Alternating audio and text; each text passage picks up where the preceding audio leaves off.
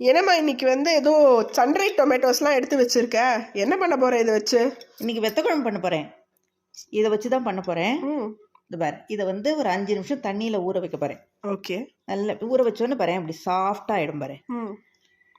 அதுக்கப்புறம் நல்லெண்ணெய், கடுகு, வெந்தயம், மஞ்சள் பொடி, மிளகாய் பொடி, உப்பு, பெருங்காயம், புளி இப்படி கரைச்சி வச்சுருக்கேன். இதையும் விட்டு கடைசியில் வெல்லம் போட்டு இப்போது அடுப்பில் கடாய் வச்சு எண்ணெய் விட்டுருக்கேன். அதில் 1 ஸ்பூன் கடுகு போட்டிருக்கேன், ஒரு 1/4 ஸ்பூன் வெந்தயம் போட்டுன்ட்டு பெருங்காயம் கேட்டே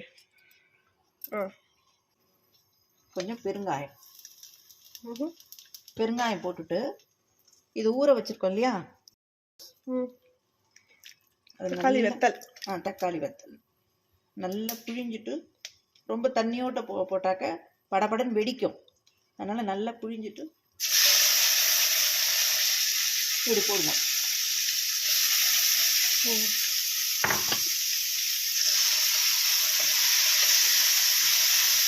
இதுலயே பூண்டு எல்லாம் கூட சேர்த்துக்கலாம் இல்லையா?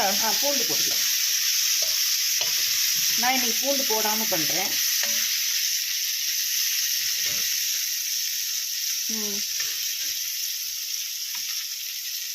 இப்போ மஞ்சள் பொடி, ஒரு 1/2 ஸ்பூன் மஞ்சள் பொடி. ஓகே.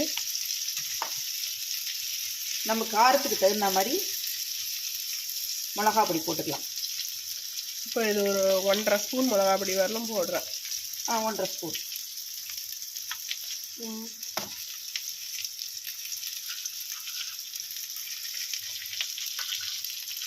நம்ம தேவைக்கு ஏற்ற மாதிரி உப்பும் போட்டுக்கலாம்.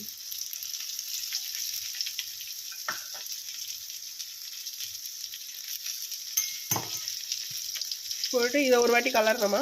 ஆமாம்.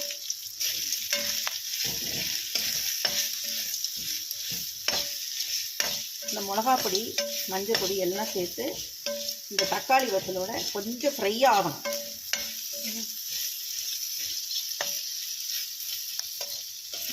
எதுக்காக? அப்போதான் இந்த வெத்த குழம்பு கலர் கொடுக்கும், டேஸ்ட்டும் நல்லா இருக்கும்.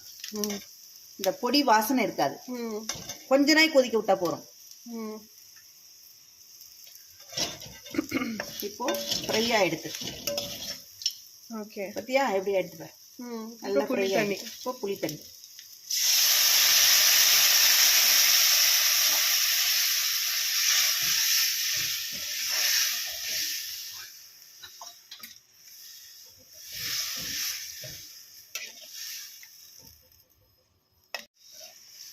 இதை போட்டு அப்படியே கொதிக்க விடணுமா கொஞ்ச நேரம்? ஓகே. நல்லா கொதிக்க விட்டு அப்படியே சுண்டி வந்தோடனே கொஞ்சம் வெல்லத்தை போட்டு இறக்கணும். ஓகே. இது சுண்டி வர வரைக்கும் கொஞ்சம் கொதிக்க போகிறது, அதுக்கப்புறமா நம்ம திருப்பி பார்க்கலாம். இப்போது நல்லா கொதிச்சு வந்துடுத்து. இந்த ஸ்டேஜில் கொஞ்சம் கொதிச்சு வந்துடுத்துன்னு எப்படி தெரியும்? திக்காயிடுதா? கொஞ்சம் கொஞ்சம் திக்காயிடுது. இப்போ இந்த ஸ்டேஜில் இந்த வெல்லம் கொஞ்சம் சேர்த்துக்கலாம். ஓகே. வெத்த குழம்புல வெல்லம் சேர்த்தா எண்டில் நல்லா டேஸ்ட்டாக இருக்கும். இது நல்லா இன்னும் கொஞ்சம் கொதிச்சோடனே, ஒரு 5 நிமிஷம் கொதிச்சோடனே ஆஃப் பண்ணிடலாம். ஓகே. வெத்த குழம்பு ரெடி ஆகிடுத்து. இதை ட்ரை பண்ணி பார்த்துட்டு உங்கள் கமெண்ட்ஸ் எனக்கு சொல்லுங்க. மறக்காமல் சப்ஸ்கிரைப் பண்ணிவிடுங்க.